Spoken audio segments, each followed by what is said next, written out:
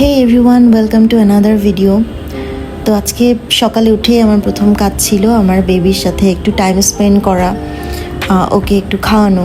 তারপর যেহেতু আজকে ছুটির দিন ছিল, so I decided to cook something. তো আজকে আমি তেহারি রান্না করছি। তো রান্না হতে হতে যেহেতু একটু সময় লাগবে, এর ফাঁকে ফাঁকে আমি ডিসাইড করলাম যে আমি একটু hair care and skin care করব। তো আমি আমার হেয়ারের জন্য একটা মাস্ক রেডি করছিলাম, আর এই মাস্কটা রেডি হতে একটু সময় লাগে। তো ইন বিটুইন আমি আমার অন্যান্য যে টুকটাক কাজ ছিল সেগুলো সেরে নিচ্ছিলাম।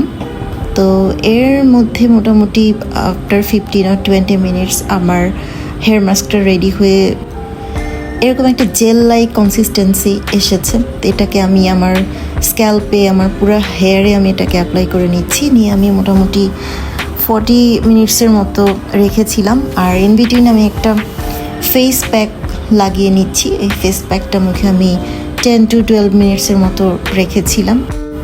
এরপর একটা ভেজা টাওয়েল দিয়ে আমি এই ফেস প্যাকটাকে উঠিয়ে ফেলেছি।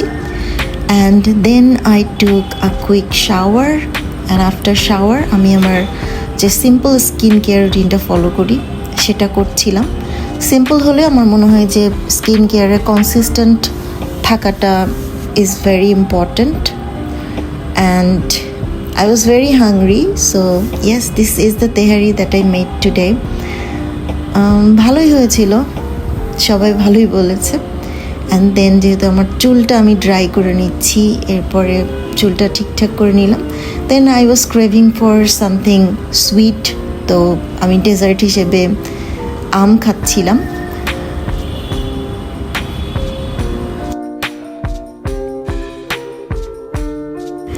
দেন I finally got my proper me time.